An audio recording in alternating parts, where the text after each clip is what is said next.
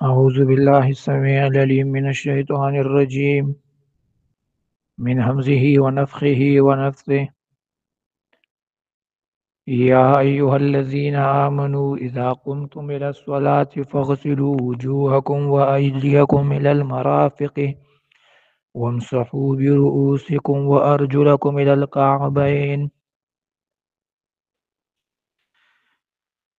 تفسیر آیات الاحکام.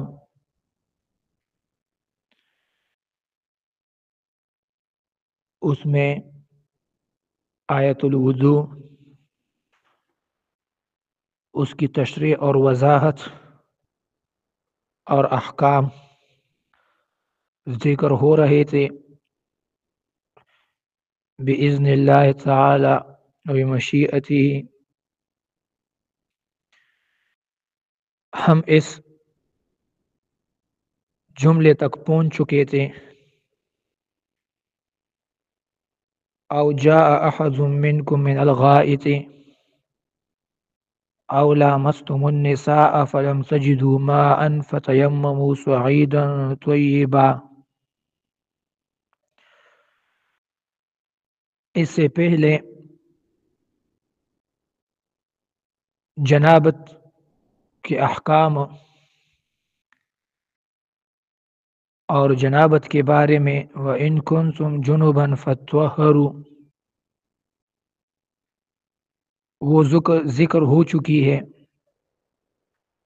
اب اس کے بعد تیمم کا بیان تھا. او جاء احد منکم من الغائط، غائط کہتے ہیں المکان المنخفض من الارض، زمین کا وہ نچلا حصہ جو لوگ قضاء حاجت کے لیے سطر اور پردے کے طور پر استعمال کرتے ہیں اس کو غائط کہا جاتا ہے حقیقتاً. لیکن پھر مجازاً اس کا استعمال بول وغیرہ پر وہ ہوتا ہے. اس لیے قرآن کریم میں یہ بات دلیل ہے کہ مجاز کا استعمال وہ موجود ہے قرآن کریم میں، کیونکہ معنی حقیقی اور معنی مجازی یہ دونوں کلام عرب میں موجود ہیں، اور قرآن کریم وہ لغت عرب اور عربی اس پر نازل ہوا ہے. تو اس لیے قرآن کریم میں بھی مجاز الفاظ اور کنایات کا استعمال اللہ رب العزت نے کیا ہے.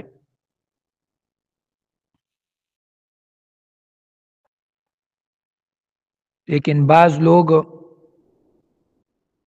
مجاز کے منکرین ہیں اور مجاز کا استعمال وہ قرآن کریم میں نہیں مانتے. تو اس بنا پر یہ غائط اس کو وہ عنوان دیتے ہیں تسمیۃ الحال باسم المحل، اور اس کو مجاز نہیں پھر حقیقت عرفی وہ کہا جائے گا تسمیۃ الحال باسم المحل، کیونکہ غائط یہ اصل میں محل اور مکان کا نام ہے، اس جگہ کو کہتے ہیں جو قضاء حاجت کے لیے استعمال ہوتی ہو. لیکن یہاں پر پھر حالت انسان وقت قضاء الحاجہ اس کے لیے استعمال ہوا ہے، تو اس کو کہتے ہیں تسمیۃ الحال باسم المحل. اور عرف میں بھی یہ بات مشہور ہے اور اسی طرح وہ استعمال ہوتا ہے. تو یہ حقیقت عرفی بن جاتا ہے۔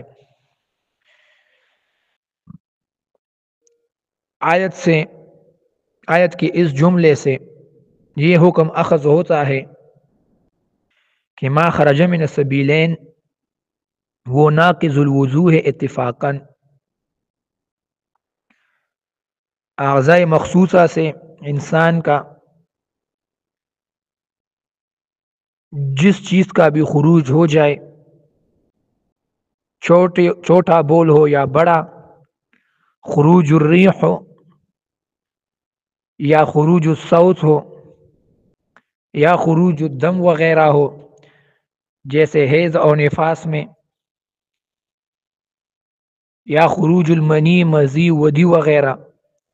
تو ان تمام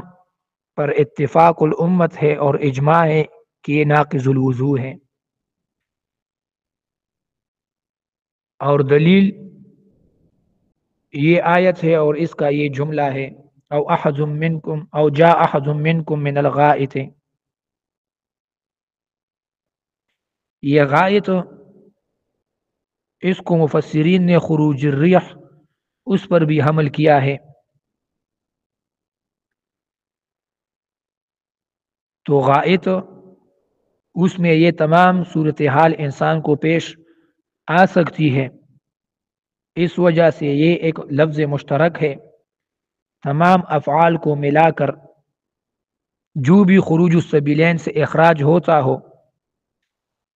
تو اس کے لیے لفظ غائط وہ استعمال ہوتا ہے۔ اور اس کے ساتھ نواقض الوضو میں ہم نے نوم کا بھی ذکر کیا تھا، اور اس کی وجہ بھی یہ بیان ہوئی تھی کہ حدیث میں آیا ہے العین وقاء الصحی فمن نام فلیتوضأ، یہ آنکھیں جو ہوتی ہے یہ انسان کے نچلے والے اعضاء مخصوصہ اس کے لیے ایک رسی اور ایک کنٹرولر کا کام دیتی ہے۔ انسان کے حواس اگر بحال ہو اور اپنی کنٹرول میں ہو تو اس کے نیچلے والے اعضاء مخصوصہ وہ بھی اس کے کنٹرول میں ہوتے ہیں، لیکن جب آنکھیں انسان کی بند ہو جاتی ہیں، نیند میں چلا جاتا ہے، تو اس کا اپنے حواس پر اختیار وہ اڑ جاتا ہے، جس کی وجہ سے ان اعضاء میں انفصال آ جاتا ہے۔ تو اس انفصال کی وجہ سے اس میں یہ شبہ اور یہ احتمال موجود ہو سکتا ہے کہ انسان سے خروج یا اخراج الشیء نیند کی حالت میں وہ ہو جائے، خروج الریح یا صوت وغیرہ، یا خروج البول جیسے چھوٹے بچے یا جس کسی کو بیماری ہو وغیرہ، سلسلۃ البول وغیرہ، تو اس احتمال کی بنا پر اس وجہ سے نوم اور نیند کو بھی ناقض الوضو میں شمار کیا گیا ہے شریعت مطہرہ میں، کیونکہ اس میں یہ احتمال اور شبہ اخراج من السبیلین کا وہ موجود ہے۔ اور آیات کے صدر میں اور آیات کی ابتدا اور اوائل میں ہم نے یہ تقدیر بھی بیان کی تھی کہ اذا قمتم الی الصلاۃ، اس میں ایک تقدیر اور احتمال یہ تھا کہ اذا قمتم من النوم فلیتوضأ، کہ انسان جب نیند سے اڑ جائے، بیدار ہو جائے، تو اس پر وضو وہ لازم ہے۔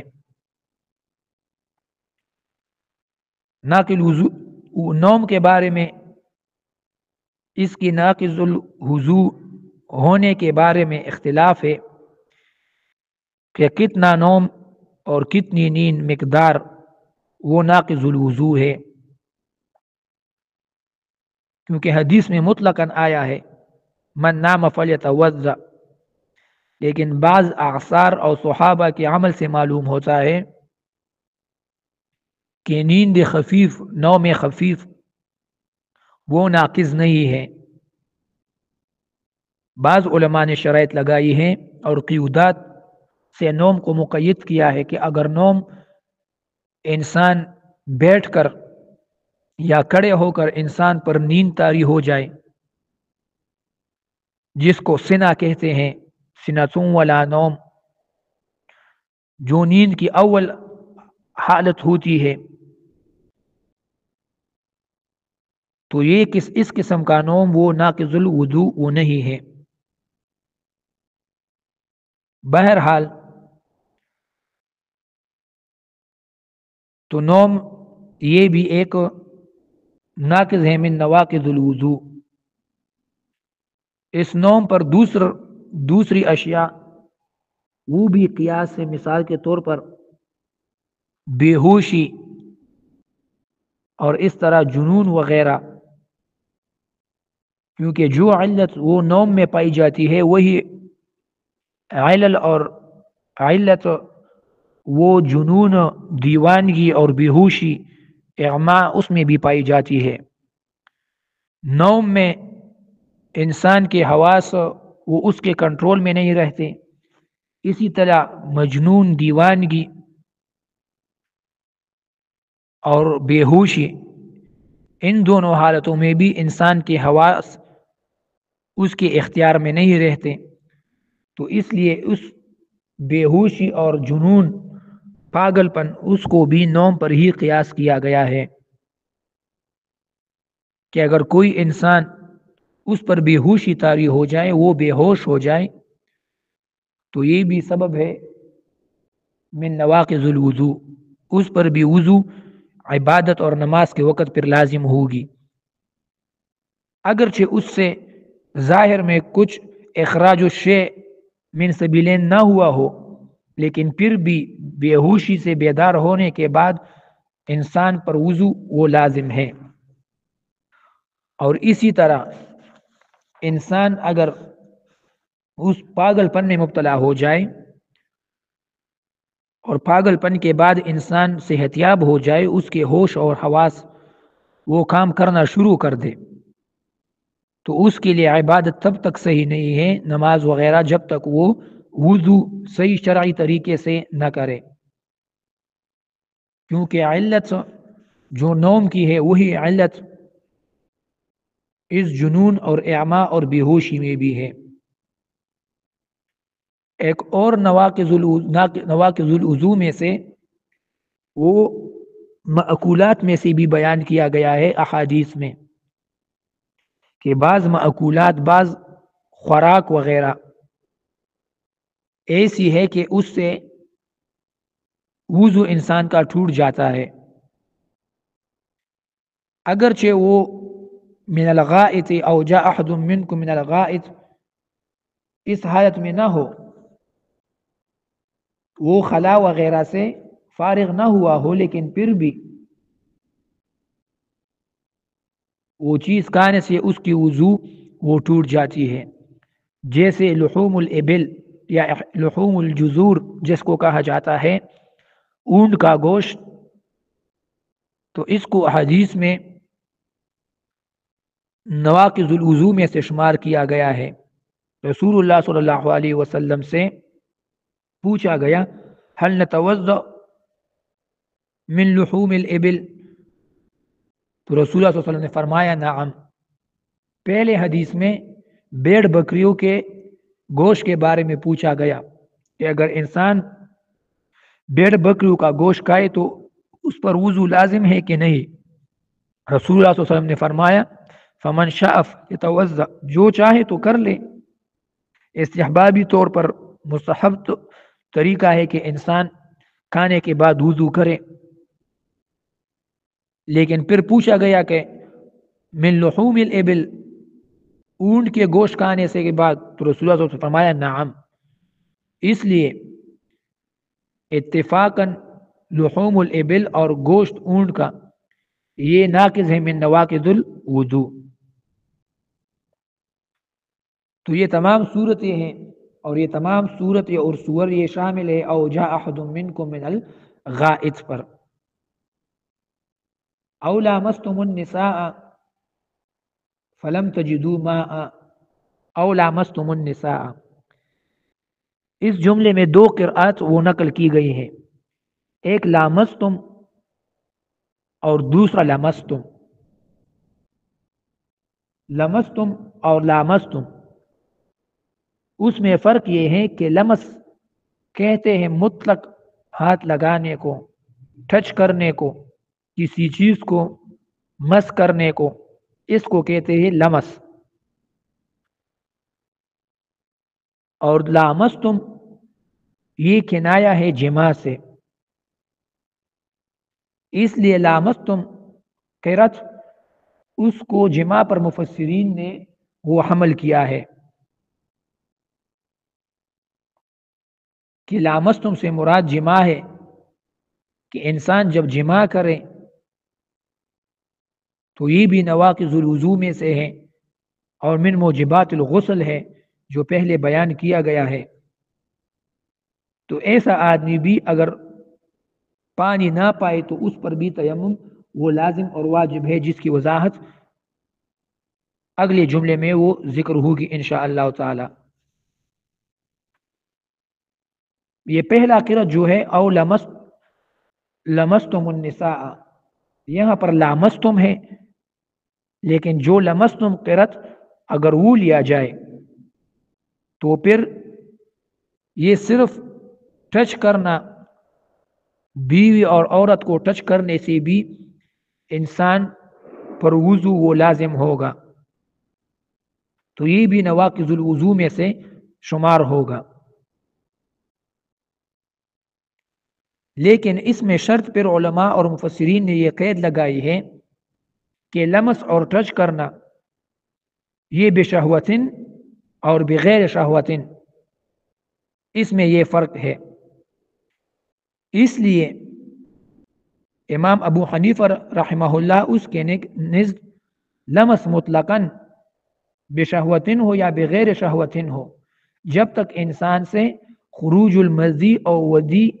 या मनी वगैरह ना हो, तो मुतलक लमस सिर्फ टच करना वो नवाक़िज़ुल वुज़ू में से नहीं है। लेकिन उलमाए लुगत के मुताबिक जैसे लिसानुल अरब वगैरह, उसमें यह कहा गया है कि लम्सुल मरआ जब जिक्र हो जाए कि इंसान किसी औरत और मरआ या अपनी बीवी को टच करे तो ये हमल होती है और इससे मुराद बेशहवतिन होता है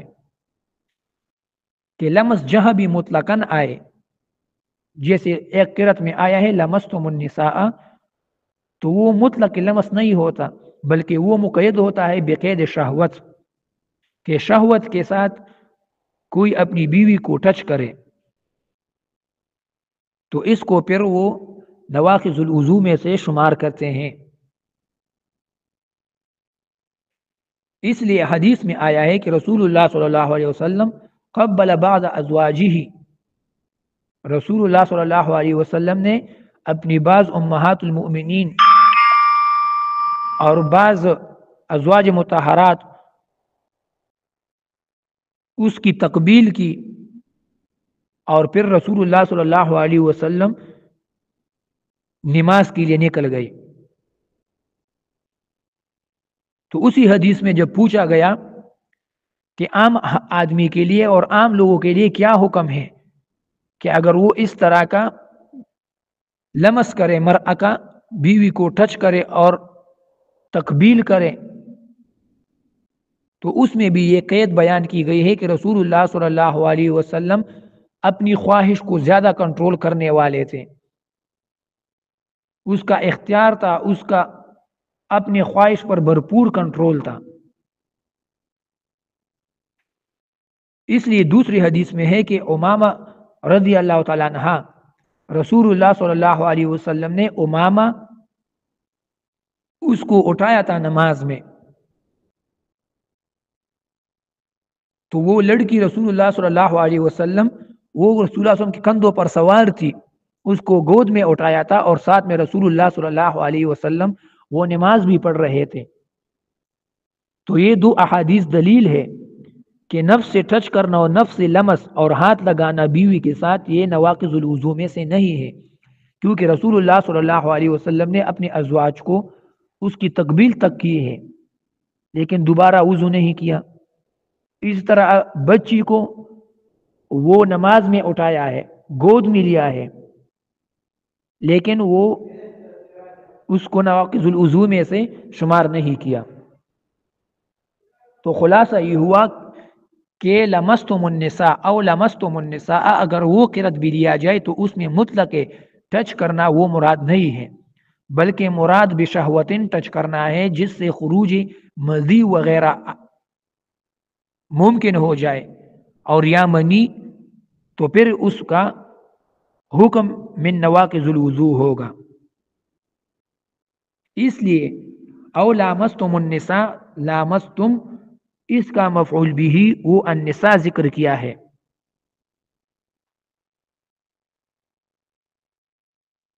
تو او لامستم النساء عبداللہ ابن عباس رضی اللہ عنہ اس کی تفسیر ہے کہ اس سے مراد وہ جماع ہے۔ پھر حکمت قرآنی کے مطابق او لامستم النساء اس کا مفعول بھی النساء وہ اس میں ظاہر ذکر کیا گیا ہے، جبکہ فاعل اس کا ضمیر، اس میں فاعل اس کا ضمیر ذکر کیا گیا ہے جو تم ضمیر ہے، اور فاعل کو مقدم کیا گیا ہے مفعول بھی پر۔ تو یہ فائدہ اشارات القرآن میں ذکر کیا گیا ہے کہ او لامستم النساء تقدیم الفاعل، اس سے یہ اخذ اور یہ فائدہ معلوم ہوتا ہے کہ ابتداء الجماع اکثر اوقات میں وہ مرد کی طرف سے ہوتی ہے، شوہر کی طرف سے ہوتی ہے، آدمی کی طرف سے ہوتی ہے، اس لیے یہاں پر فاعل مقدم ہے مفعول بھی سے۔ تو ابتداء جماع وہ مرد کی طرف سے ہوتی ہے، شوہر کی طرف سے۔ او لامستم النساء، پھر لمس سے ہم نے مانا یہاں پر جماع لیا ہے، کیونکہ اول میں حکم تھا کہ انما الماء من الماء، انسان پر غسل تب واجب ہوتا جب اس سے خروج المنی وہ واقعتاً اور حقیقتاً وہ ثابت ہو جاتی، لیکن اس حکم کو پھر منسوخ کیا گیا دوسری حدیث پر کہ اذا جلس بین الشعاب الاربعہ، اذا جلس احدکم بین الشعاب الاربعہ، او یا اذا التقى الختانان فقد وجب الغسل، جب انسان مرد اور عورت کے اعضاء مخصوصہ آپس میں اس کا التقاء اور ملاقات ہو جائے اور ایک دوسرے کو ٹچ کرے فقد وجب الغسل، تو غسل وہ واجب ہو جاتی ہے۔ اور انما الماء من الماء کہ انسان غسل تب کرتا اوائل اسلام میں جب اس سے حقیقتاً خروج المنی وہ ظاہر ہوتی۔ تو ان تمام کا یہ جزا ہے کہ فلم تجدوا ماء فتیمموا صعیدا طیبا، ان تمام کا حکم یہ ہے ما قبل تمام جمل کا، وَإِن كُنتُم مَرْضَىٰ أَوْ عَلَىٰ سَفَرٍ أَوْ جَاءَ أَحَدٌ مِّنكُم مِّنَ الْغَائِطِ أَوْ لَامَسْتُمُ النِّسَاءَ فَتَيَمَّمُوا صَعِيدًا فَلَمْ تَجِدُوا مَاءً فَتَيَمَّمُوا صَعِيدًا طَيِّبًا، فَلَمْ تَجِدُوا مَاءً، فَلَمْ تَجِدُوا مَاءً، اس سے یہ فائدہ اخذ ہوتا ہے کہ وضو سے پہلے انسان جب غائط سے فارغ ہو جائے بیت الخلاء وغیرہ سے تو اس پر استنجا وہ بھی لازم ہے، کیونکہ فلم تجدوا ماء پانی کا بیان وہ غائط اور بول کے بعد کیا گیا ہے، تو یہ اشارہ ہے کہ غائط اور باتھ روم وغیرہ بیت الخلاء استعمال کرنے کے بعد انسان کو پانی کا استعمال وہ ضرور کرنا چاہیے، یا استجمار جو احادیث میں آیا ہے استعمال الحجر،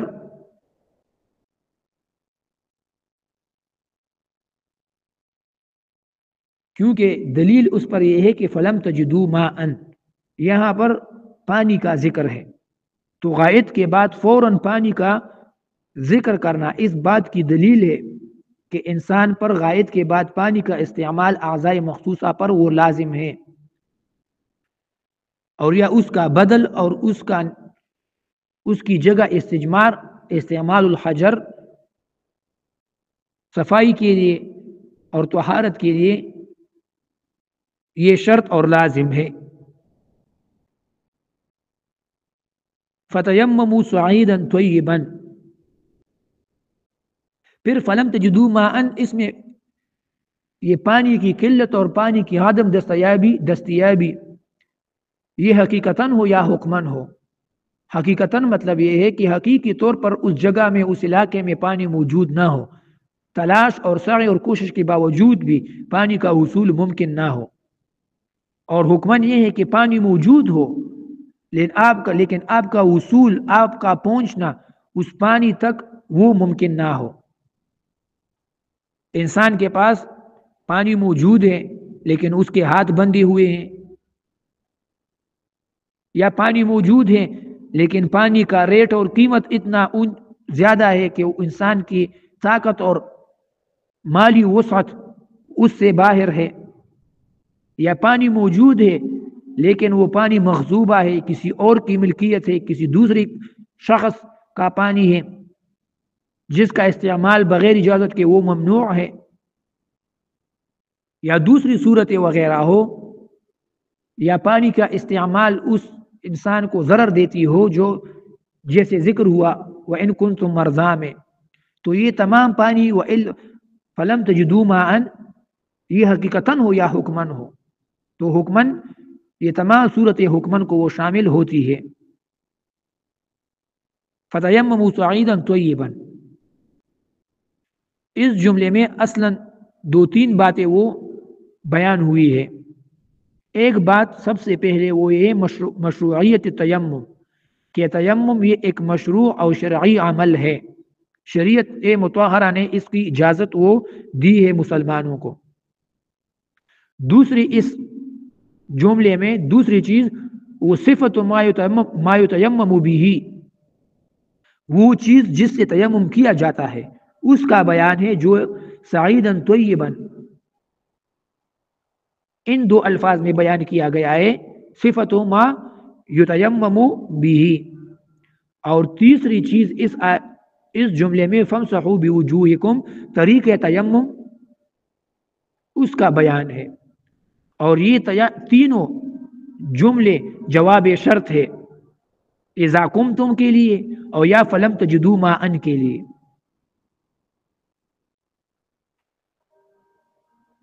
امام ابو یعلا الحنبلی اس سے نقل ہے کہ یہ جملہ شرطیہ فلم تجدوا ماء فتیمموا صعیدا طیبا، یہ جملہ شرطیہ دال ہے اور دلیل ہے اس بات پر کہ تیمم یہ پانی کا بدیل اور اس کی جگہ وہ اختیار کر سکتا ہے، یعنی تراب اور خاک وغیرہ جس کی تفصیل بعد میں آئے گی، تو یہ بدل ہے پانی کی جگہ پر۔ اگر پانی نہ ہو تو آپ تراب، مٹی وغیرہ کو استعمال کر سکتے ہو، جو رفع حدث اکبر اور رفع حدث اصغر دونوں کے لیے استعمال ہوتا ہے۔ فتیمموا صعیدا طیبا، یہاں پر پھر فا لائی گئی ہے، تو یہ فا جواب شرط میں لائی گئی ہے فلم تجدوا ماء کی، فتیمموا، تو اس فا میں معنی فوریت ہے کہ انسان پانی کی عدم دستیابی کے وقت فوراً وہ تیمم کر سکتا ہے، اور اس کے لیے وہ جواز شریعت میں ہے۔ مقصد یہ ہے کہ اول وقت نماز، جب نماز کا وقت داخل ہو جائے تو اول وقت نماز میں بھی انسان کے لیے تیمم وہ جائز ہے، اور نماز کو مؤخر کرنا پانی کی تلاش کے لیے آخر وقت تک یہ کوئی ضروری بات نہیں ہے، بلکہ فوراً وقت داخل ہو جائے نماز کا اور فلم تجدوا ماء اور پانی نہ ہو حقیقتاً یا حکماً فتیمموا صعیدا طیبا، بس انسان کے لیے تیمم اور مشروع ہو جاتی ہے۔ مفہوم مخالف اس بات کا یہ ہے کہ یہ ضروری نہیں ہے کہ فلم تجدوا ماء انسان پانی نہ پائیں، نماز کا ٹائم ہو چکا ہو. مثال کے طور پر ظہر کی نماز ہے جس میں 2-3 گھنٹے ہوتے ہیں قضا ہو جانے میں، تو انسان کے یہ لازم نہیں ہے کہ وہ نماز کو 2 گھنٹے 3 گھنٹے وہ مؤخر کرے حتیٰ کہ پانی دستیاب ہو جائے، بلکہ یہ ضروری نہیں ہے. بس پانی موجود نہیں، عدم دستیاب فتیمموا فوراً، اس کے لیے دوسرا حکم شرعی متوجہ ہے اس کے لیے کہ فتیمموا صعیدا طیبا، آپ وضو کی جگہ تیمم وہ اختیار کرے. تو اس لیے فام فوریت کا معنی وہ یہاں پر موجود ہے. باقی تیمم اس کی معنی اصطلاحی اور لغوی اور اس کے احکام دوسرے درس میں وہ بیان ہوگے انشاءاللہ تعالی. صلی اللہ تعالی خیر.